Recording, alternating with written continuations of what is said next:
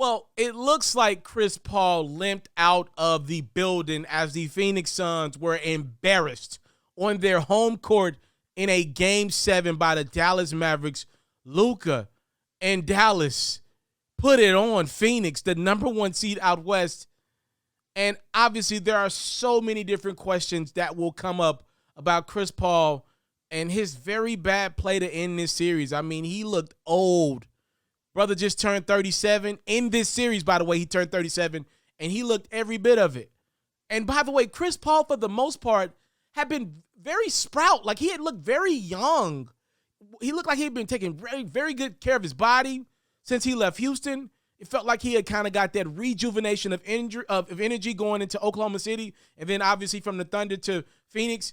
He had looked like he was like 31, 32, but he fell off a cliff in this series quickly. No pun intended with the cliff and the never mind. Anywho, they don't give me enough credit. Chris Paul and the Suns are done. And reportedly, Chris Paul had a quad injury.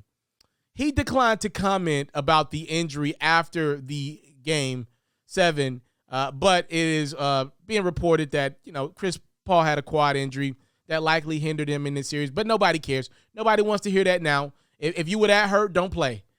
Chris didn't make any excuses of it, but he was limping. I love when NBA athletes do this. Like, we ain't seen Chris limp all series long. After all them games from Phoenix to Dallas, we ain't seen Chris limp at all. And now when they lose Game 7, they're eliminated. Oh, my quad. It hurts. Nobody cares. Nobody wants to hear it. You got out on that court. You got out on that field. In sports, we look at what was out there. If you were that hurt, you shouldn't have played. That's it. Nobody's making excuses for Chris Paul today. And we shouldn't. Health is a part of the game. And Luka and the Mavs, they looked healthier. They looked younger. They looked fresher. They just looked better than the Phoenix Suns did in Game 7 here. It wasn't even close. It was never close. Luka had 27 points at the half. The Phoenix Suns team had 27 points at the half. 123-90 doesn't tell the story. This was really like a 60-point L. But the Dallas Mavericks pulled their starters out. They ain't need them. They only needed them like midway through the third. This game was over after the half. This was over. And now Chris Paul conversations come into the mix, right? Phoenix has already re-upped him for that big old deal, about $30-some million a year.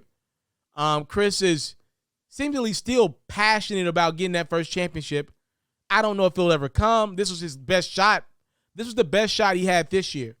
He couldn't take care of business. Booker didn't help him out either. They both played bad. Chris played worse than Book. After the game, Chris did say, hey, I'm not retiring, so we know he'll be back. That's great to hear. I love Chris Paul. He's my favorite point guard of all time. But even I can't make excuses for CP3. Like I said in the previous video, I'll say it again.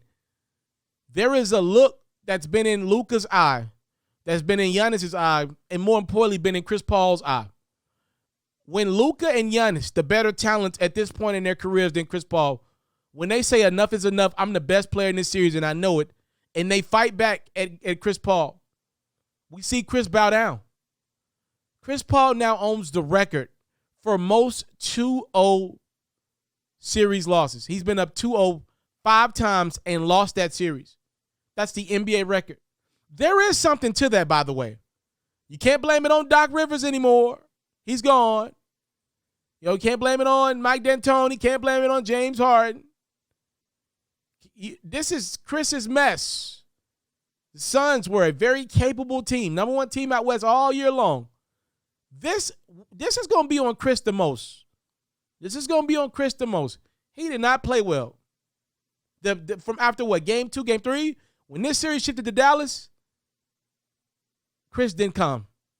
And he wasn't to be found back in Phoenix either. I can tell you that. This is a shocking development. I don't know if you're Phoenix, what do you do? Do you just double down and play DeAndre Ayton? Do you look into trading Chris Paul? I think everything's got to be on the table. You keep Devin Booker. You would think in theory you keep Chris Paul. I got to see what happens with Robert Sarver, who's likely stepping down as owner of the Suns. But this is bad, man. This is awful for the legacy of Chris Paul. You can never forget this moment. You will never forget the moment where Chris Paul blew it. If you thought, okay, Giannis is just the best player in the world, anybody could lose to Giannis.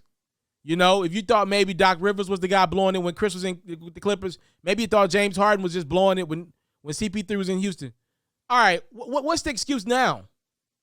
Luka's great, but he ain't on the level of Giannis to me. He ain't on the level of Giannis, not consistently. The Suns got to win this series up 2-0. They didn't. And it's going to fall on the shoulders of the great Hall of Fame first ballot guy, Chris Paul. This was bad.